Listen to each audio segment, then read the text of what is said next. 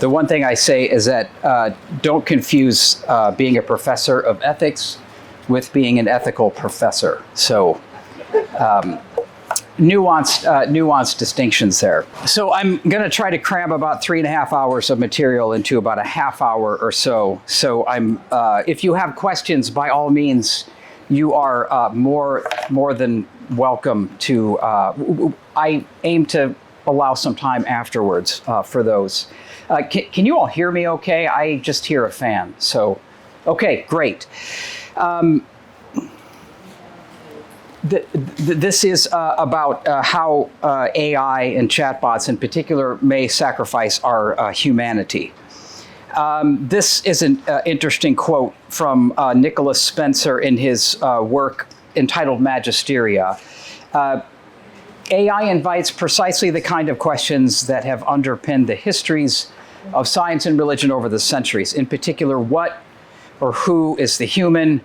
How do we tell? And who gets to decide? The mention of AI or artificial intelligence often elicits this notion of computers taking over the world. Matt had a slide yesterday alluding to that. This is 2001, A Space Odyssey, where HAL 9000 ends up killing off the crew one by one.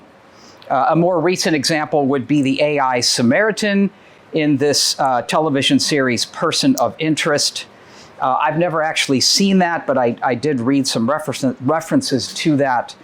But I think these dystopian themes in many of these films assume too easily that artificial intelligence will somehow become sentient or conscious and super powerful with a high degree of autonomy and eventually wipe us all out. This, for what it's worth, is generally known as wide AI or artificial general intelligence. We don't need to worry too much about the names here this morning. Or this might even be described as the highest category, artificial super intelligence. These fears have been echoed by people who seem to know what they're talking about, at least from a scientific perspective. I'm thinking of at least Stephen Hawking. I don't know if I want to extend that adjective to Elon Musk, but he also has been worried about this. The latter, Musk has stated, I'm quoting now, if AI has a goal and humanity just happens to be in the way, it will destroy humanity as a matter of course without even thinking about it. That last phrase, without even thinking about it, is interesting. But we have no time to discuss that. We've got to move on to some other things.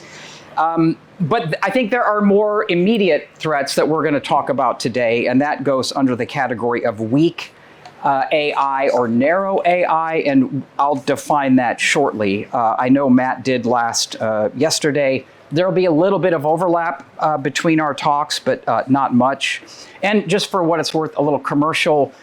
Tomorrow at 11 in the main building, wherever that might be, at 11, we'll be each doing a very, very brief presentation, about 10 minutes each, and then more questions and interaction, if that sounds maybe a little bit more attractive than what is effectively here a lecture. Let's get to some definitions. Margaret Baden, in her book AI, Its Nature and Future, this seems to be rather straightforward. Artificial intelligence seeks to make computers do the sorts of things that minds can do. And just for what it's worth, I'm going to give one more. This is Mark Kockelberg in his book on AI ethics. He defines it as this: intelligence, displayed or simulated by technological means. It's often assumed that intelligence, in this definition, means considered intelligent by the standards of human intelligence, or the sort of intelligent capacities and behaviors that humans display. As Kockelberg also notes, the basis of intelligence in AI is essentially a software algorithm aimed at solving some kind of problem. So we're going to talk about narrow AI and how it shapes us as human beings. Real quickly, some examples. We probably use some of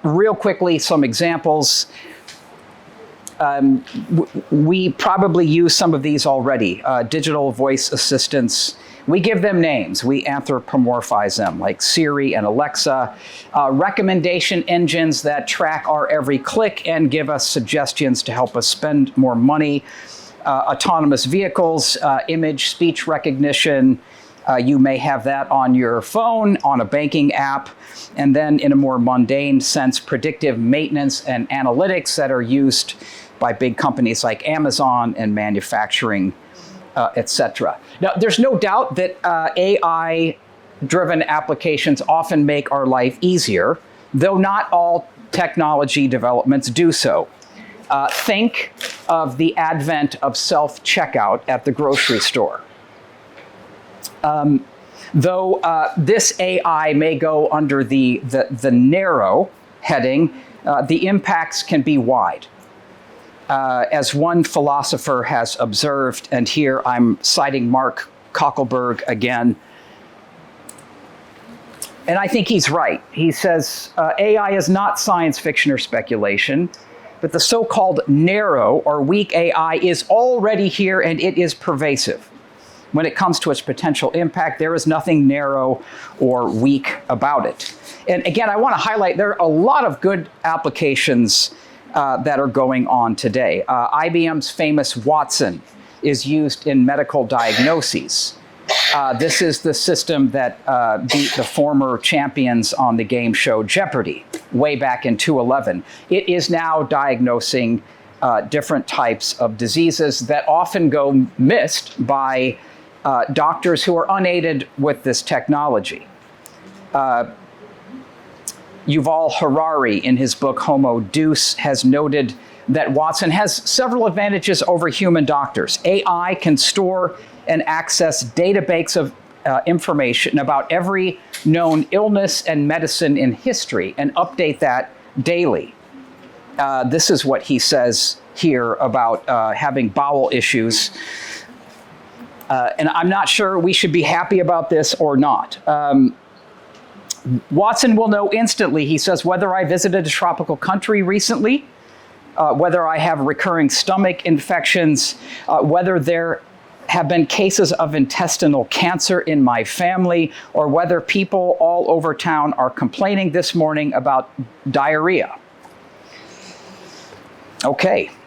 One experiment compared doctors' diagnoses of lung cancer to that identified by an advanced computer algorithm. Human doctors had a 50% success rate. The algorithm was correct over 90% of the time. Just for what it's worth, last year, ChatGPT, the 3.5 edition, passed the U.S. medical licensing exam. Many of us wear smartwatches to monitor health, blood pressure, heart rate, etc. We even have, this wasn't intentional talking about diarrhea and diapers, but here we are. Smart diapers. There are smart diapers developed by Pixie Scientific, complete with an app on your phone. Pixie Scientific analyzes baby poop I don't think I've ever said that in a lecture, about a child's medical condition. Right. Bless you. And Penn State is even going further. Note here, there are 4 different humidity sensors in this diaper. Very simple design, easy to replicate. And there are other applications, but I thought this quote was interesting. This is one of the physicians working on this. Oh, there's no way I can read that from the screen. Stand out of the way. That application was actually born out of personal experience, says Cheng, who is a father of 2 young children. There's no easy way to know how wet is wet. Yes, there is. It's called the old-fashioned finger test. And that information could be really valuable for parents. The sensor can provide data in the short term to alert for diaper changes, but also in the long term to show patterns that can inform parents about the overall health of their child. Think about what that does, perhaps, to human touch. And think about what is knowing another person. And here is another rather mundane instance of a technologically mediated encounter between parents and a baby. And is that really a good thing? Are we really more human with 4 sensor diapers? I'm not going to answer that question now. I'm just throwing it out there. Diabetes monitoring, still another great application. Wearable sensors to detect blood sugar levels on an app on your phone. Of course, there are darker sides of this technology. I won't spend a lot of time on these because I want to talk about the more subtle, darker forms of technology. But search engines clearly use AI to tailor hits to influence us and our spending habits. We have disturbing facial recognition technology already in use for mass surveillance. AI-powered surveillance is capable of detecting people's movements and even, get this, even emotions, and is already being used by exploitative totalitarian regimes, namely China and others. This year, Shanghai plans to triple the number of facial recognition cameras.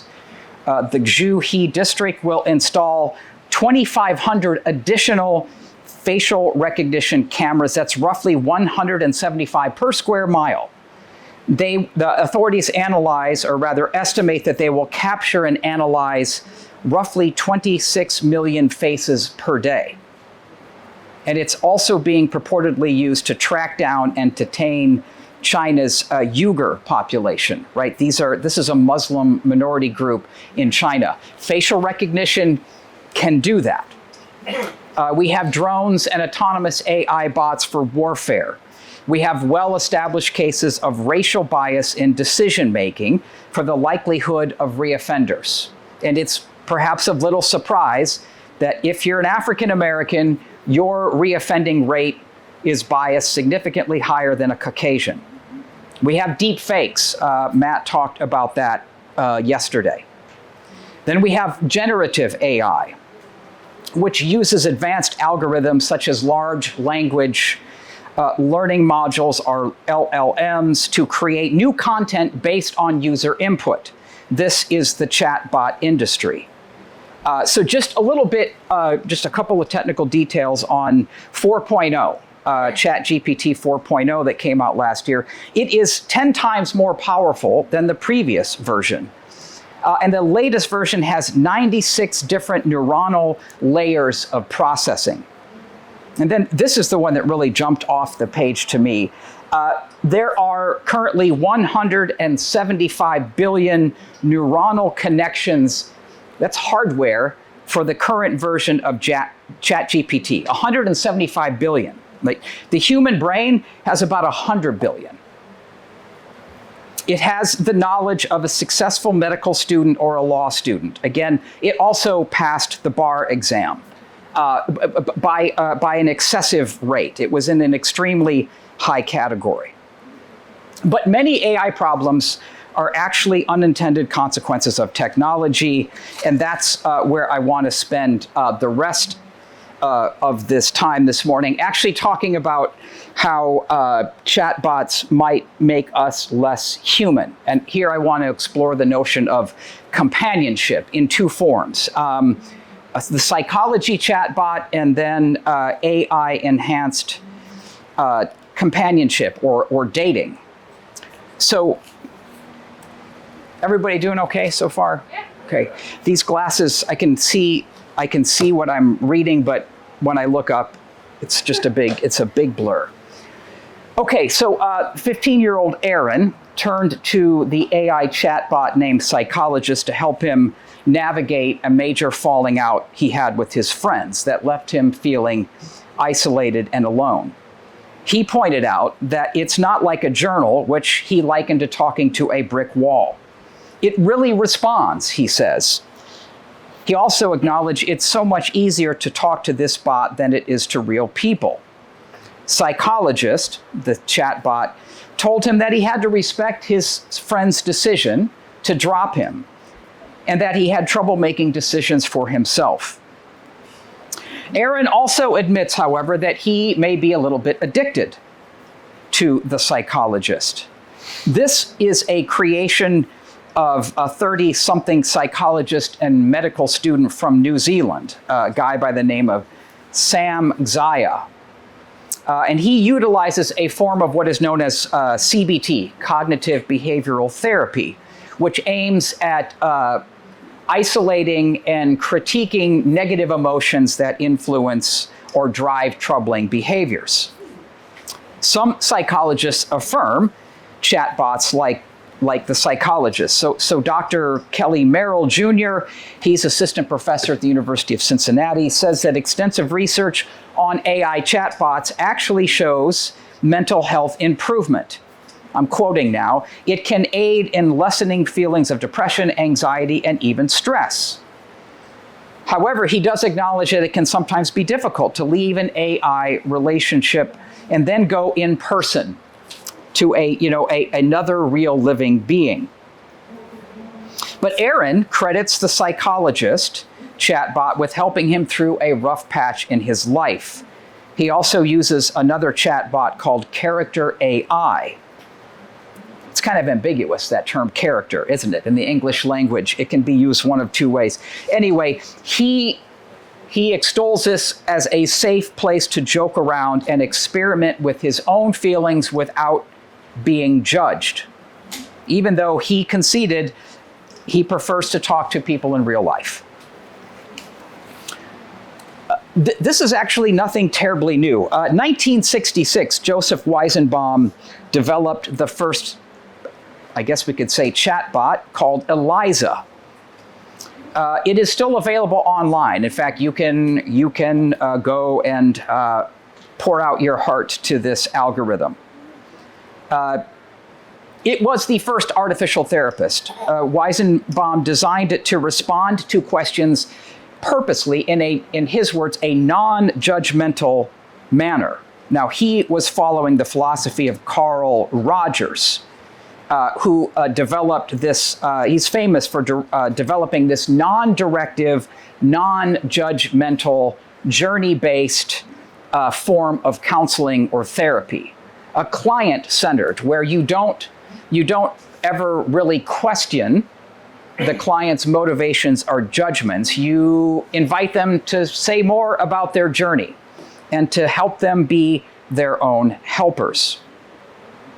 Eliza was actually recently tested against ChatGPT 3.4 and 4.0 and actually beat them out, as it fooled more people into the Turing test, right? It appeared more human than either of the contemporary chatbots. And all it did, as Weizenbaum had initially acknowledged, is to reflect users' input back at them.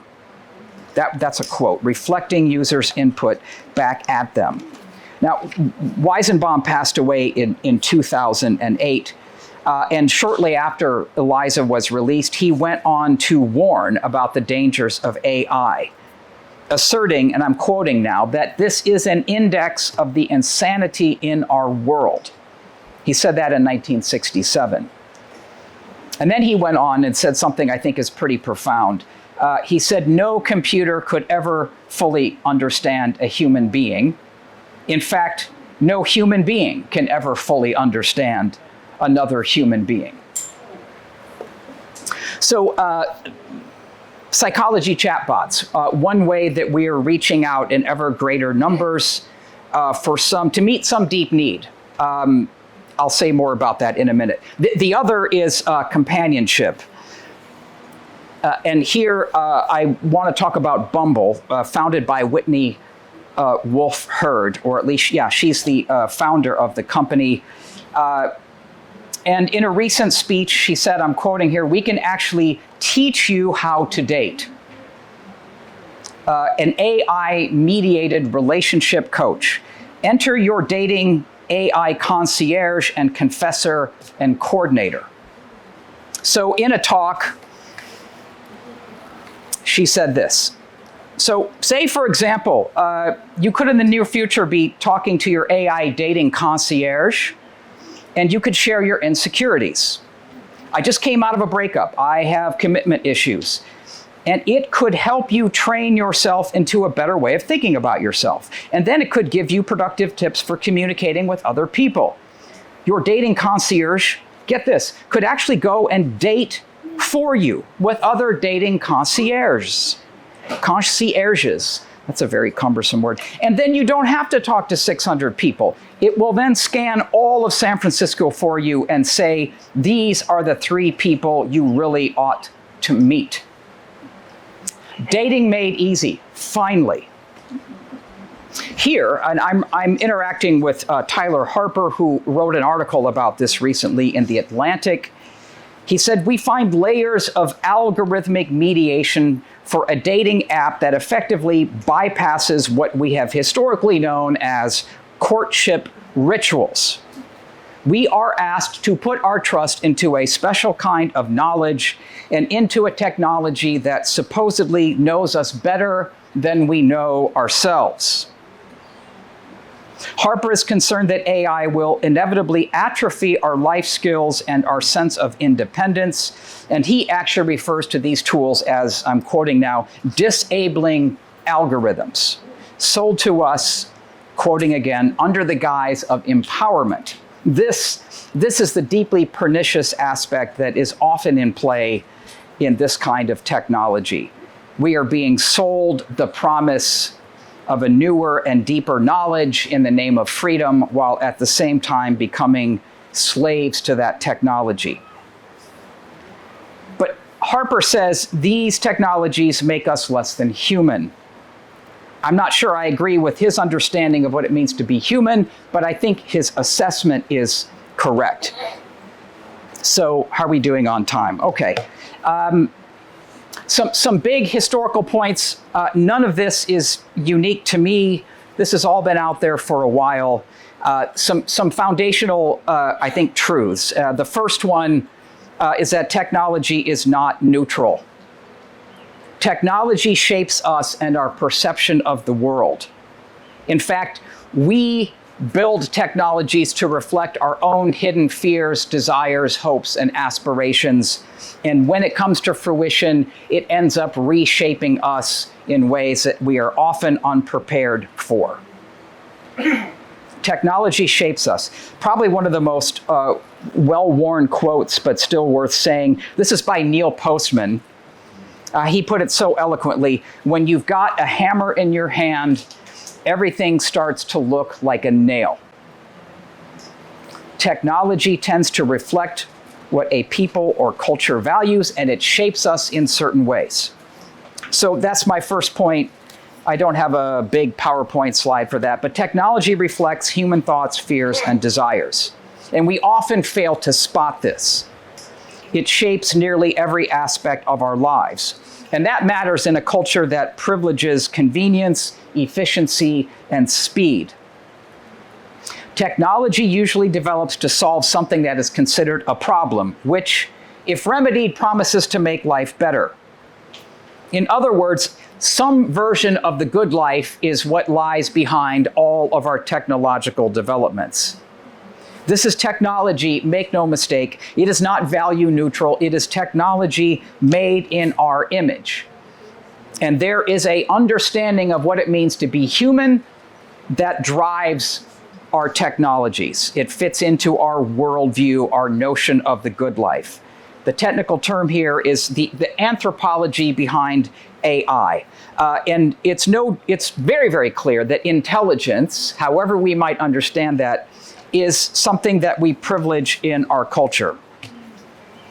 I think I do have a slide for that. And I find it fascinating to think how we anthropomorphize our technologies. We describe them, that is, in very human terms. I mean, do machines really think? Do they learn?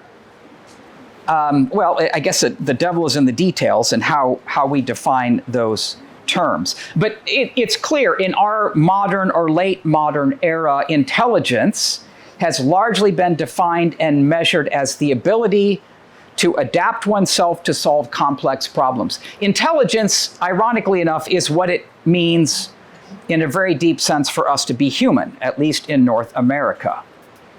And this, admittedly, this ability to solve complex problems is the understanding that goes all the way back to French psychologist Alfred Binet and his first IQ test way back in the day. I'm going to refer to Nicholas Spencer and his work Magisteria again. That goes all the way back to that first slide. I think this is an insightful comment.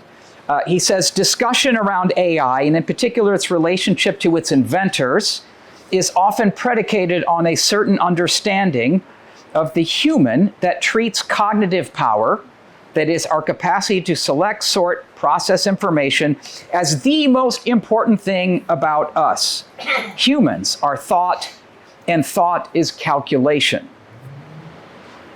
This, I think, is an exceedingly narrow or thin understanding of what it means to be human. And we could even say it more briefly. Stephen Hawking made this clear a few years ago. Intelligence is central to what it means to be human. He goes on and says, there is no deep difference between what can be achieved by a biological brain and what can be achieved by a computer. Believe it or not, this thought is hardly new.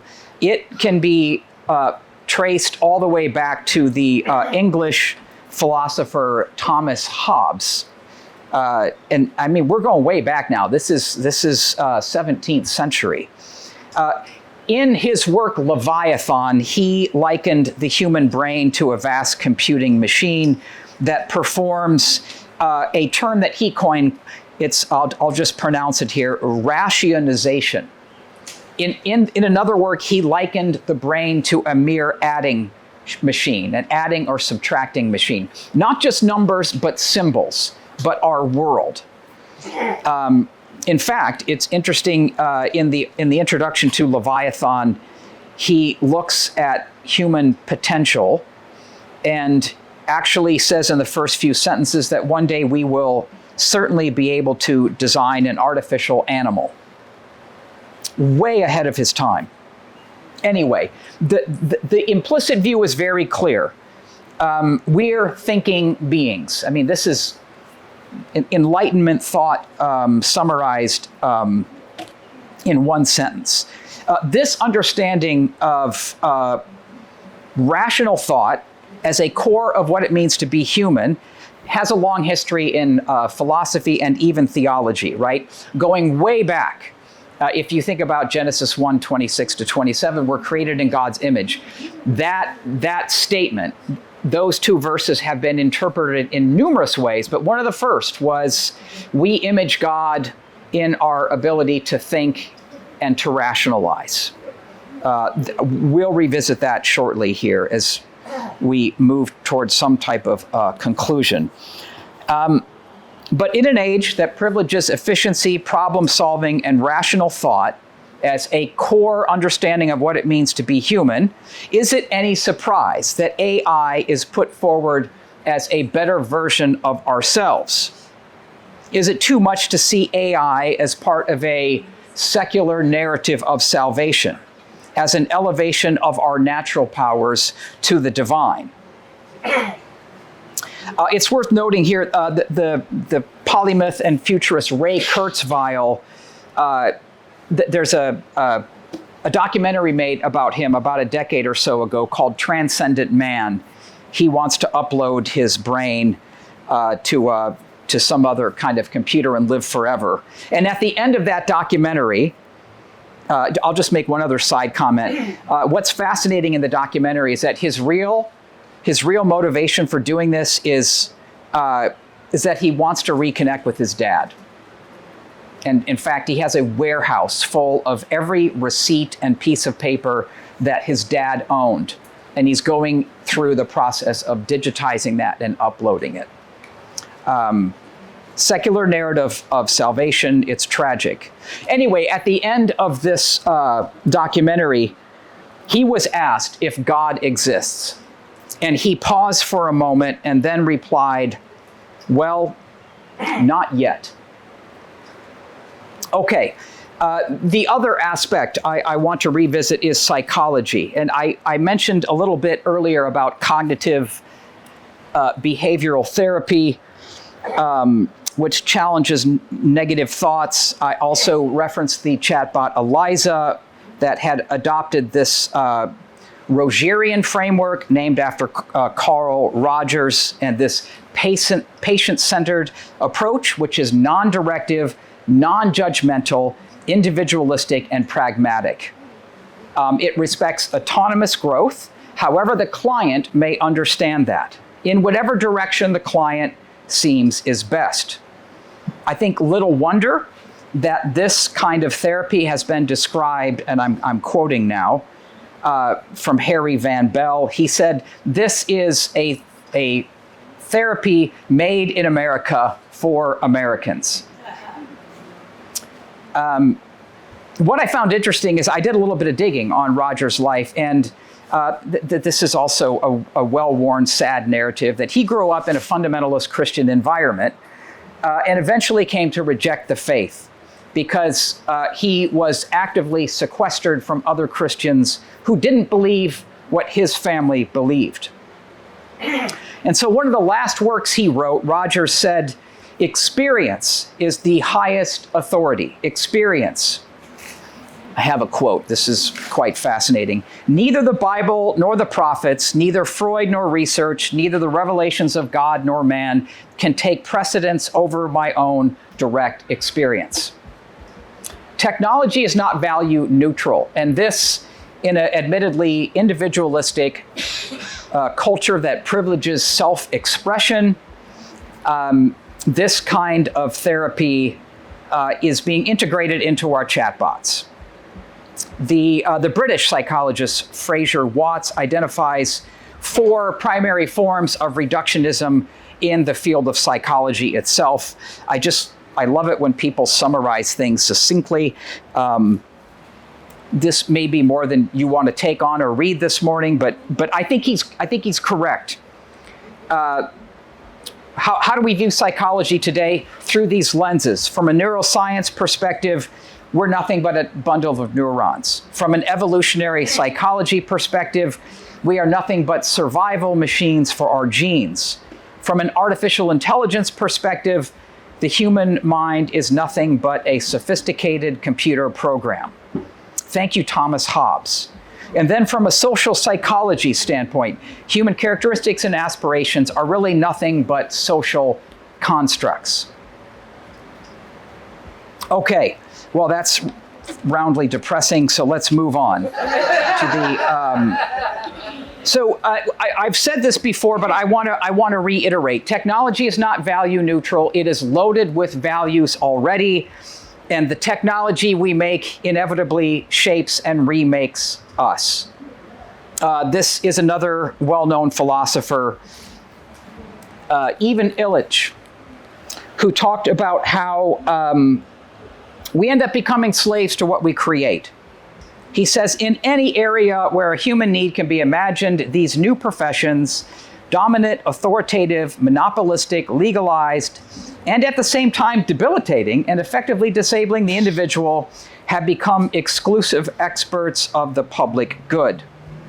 It is no secret that our technology can imprison us. We're running late to an appointment, only to discover that we've left our smartphone on the kitchen counter, and we don't have the address of where we need to go. Or if we have the address, we don't have a Maps app to get us there. Now, if we had a physical map or that atlas, some of us are old enough to remember that, that probably wouldn't be a problem. But if you're in the younger generation, reading an atlas might be a new skill that is that will take some training and some time. It's not the end of the world if you're unable to read an atlas.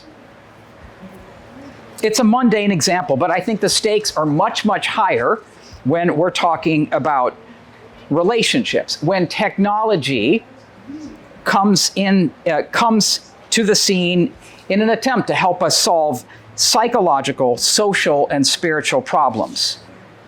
When AI becomes increasingly necessary for individuals to flourish and mediate relationships between human beings. So what I've tried to say so far is that I think AI chatbots in particular, and we didn't even talk about like cheating and writing and the whole sex bot scene.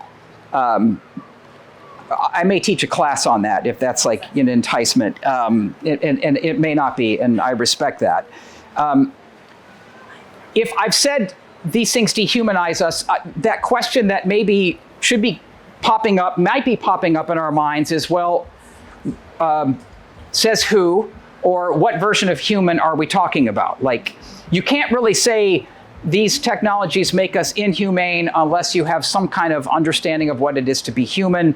And so in the next 5 to 6 minutes, I will try to wrap this up and speak to those like more Christian things.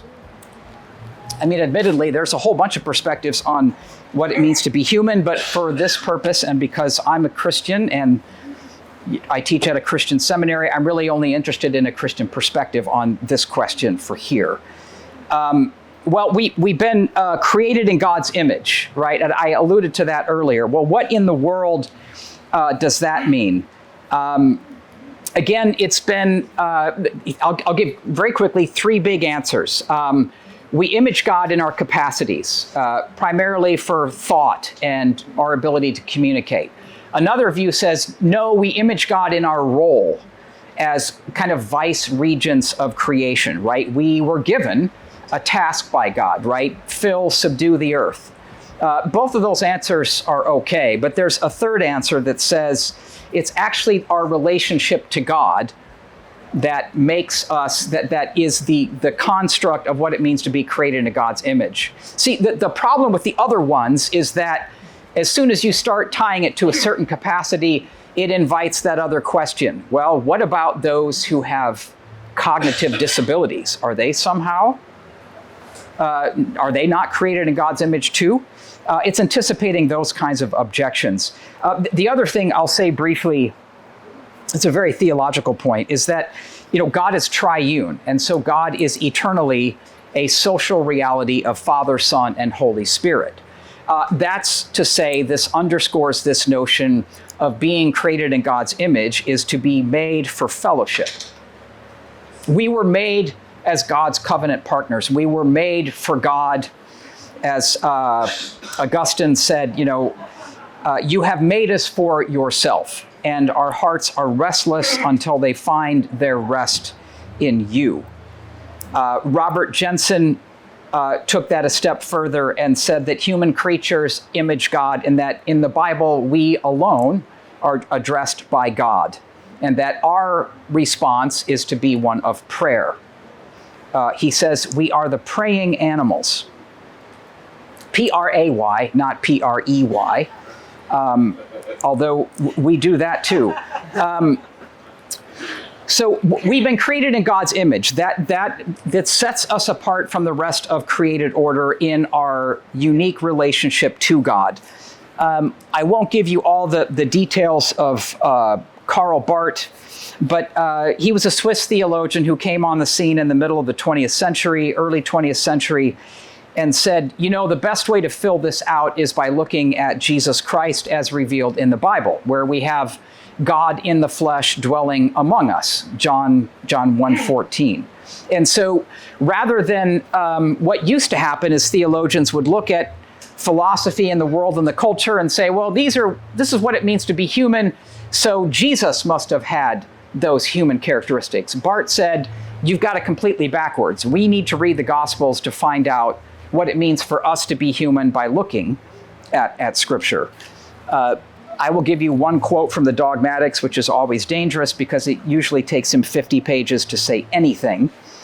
But he summarizes it here effectively. We must continue to base our anthropology, our understanding of what it means to be human on Christ. We must ask concerning humanity of the man Jesus, and only on this basis extend it, our inquiry of the form and nature of humanity generally. Okay, we're getting into the weeds, so let's... In that section, Barth underscores 4 points of what it means to have an authentic relational encounter. And again, this is all in light of the fact that God has come to dwell among us as Jesus of Nazareth, the perfect man without at the same time ceasing to be God. So the first one is demanding that we look each other in the eye, which he calls openness. This doesn't mean that if you have eye or vision issues that this doesn't apply. It's kind of a metaphor for a genuine encounter. And this is what he says. All seeing is inhuman. Isn't it interesting? All seeing is inhuman, in which the one who sees hides himself, refusing to be seen by the fellow man whom he sees. I think that question could be applied to the AI chatbot. We have I can only make, I've got enough time to make a couple huge sweeping generalizations and then some questions. The second point, it means hearing one another. I love what he says, 2 monologues do not constitute a dialogue. And I'm going to just pull another summary quote from a much longer section. He says, the significance of human speech depends absolutely upon the fact that man and his fellow speak to one another and listen to one another. Keep in mind, this is in the middle of the 1950s, so it's going to be like male-centered language. That expression and address between I and thou are reciprocal. As we can look past people, we can also talk past them and hear past them. When this happens, it always means that we are not in encounter and therefore inhuman. The other points, it involves aiding one another, and it involves giving this aid gladly. And yes, there are some instances when the best we can do is give our assistance begrudgingly, right? In which he says, well, it's better to be reluctantly human than inhuman. So here are my conclusions. They're very tentative conclusions, and I'm still, I finished writing this at like 8:30 this morning. So procrastinators unite. And they all need more time and thought, but here we go. Embodiment matters for relationships. I mean, that may seem to be glaringly obvious, but technology makes it easier than ever for us to dismiss our bodies, especially in our interaction with chatbots. So the incarnation, John 1:14, God coming to dwell among us in the flesh, vindicates embodiment in the deepest possible sense. It is good that we are embodied, and we don't just have bodies, we are our bodies. There is no other divinely ordained way for us to exist. But they remind us of our limits. They also mediate our presence to another individual, even if this happens sometimes through technology, whether it's over the phone or over Zoom or a chat room. But in its deepest sense, there can be no self-disclosure, no meaningful self-disclosure without the body, even if it's hidden because you're talking on the phone, right? So when chatting with another human being online, it's easy to forget that we have and are our bodies, and it's easy for us to revel in hiding them, because there is always another level of self-disclosure that happens when we're in an unmediated personal encounter face to face. We have language for this, right? We have a phrase. We call it body language, right? And in a personal encounter, we can cultivate skills that may be able to detect when the words don't match the actions or the person. More depressingly, chatbots dehumanize us. And again, here I want to refer briefly to the incarnation as a way of framing this for the conclusion. I only have one more page after this, so you're doing great. Jesus is more than a theological template. And Barth fully acknowledges that. The deep truth is that this God, the God of the Christian scriptures, entered into our human condition as the fully human Jesus of Nazareth without at the same time ceasing to be God. But this God entered into our fallen human condition, experiencing all of the brokenness of this world to redeem us, to save us, and to be in intimate fellowship with us. God did not send us a cyborg. God, who is spirit, did not create an omniscient chatbot to have fellowship with us. So chatbots dehumanize us. How do you say, well, I'm glad you asked. By offering a simulacrum or simulacrum, depending on where you're from, of a relationship. It is easy to forget that a chatbot is an advanced algorithm. There is no other. There is no genuine human encounter. There, we are not being heard, or if we're being heard, we're not being listened to, because no one is listening. Though generative AI excels at speaking and hearing, or producing the effect of that, we can never be sure if there can ever be a true self-disclosure of a chatbot. For in reality, there is no self, there is no other of this relationship. This language is, in essence, it tempts us to a false encounter which can only devalue our words. Barth warned against this, not AI in particular, but by using empty words. He says empty words lead to empty relationships. Another way of thinking about this is to consider what we won't get from our interactions with the chatbot, like understanding, or confrontation, or forgiveness, or mercy, or grace, or love. Okay, we're getting there. Boy, I got a cool breeze. That felt wonderful. I'm sorry if you're not getting that. The second is by weakening character traits necessary for human flourishing. Sherry Turkle wrote this, she reissued a book she wrote like over a decade ago called Alone Together. And what she said about robots, companion robots, I think applies to chatbots. So my apologies, Sherry, if I'm appropriating your work in a way that you would not agree with. I think she would, actually. But she says dependence, I'm going to go ahead and substitute the words, dependence on a chatbot presents itself as risk-free. But when one becomes accustomed to companionship without demands, life with people may seem overwhelming. Dependence on a person is risky. It makes us subject to rejection, but it also opens us up to deeply knowing another. Chatbotic companionship may seem a sweet deal, but it consigns us to a closed world, the lovable and safe as made to measure. She's right, relationships are risky. We open ourselves up to hurt and to pain and to misunderstanding and ridicule. But there's also love and mercy and grace as divine possibilities. So to be in a genuine human relationship requires things like courage, wisdom, and fortitude. But when we pour out our hopes and fears to a chatbot, we get instead non-judgment and acceptance instead. We submit to the inflating yet corrosive forces of self-fulfillment without the demands necessary for a genuine personal encounter, like seeing, listening, understanding, and helping the other person.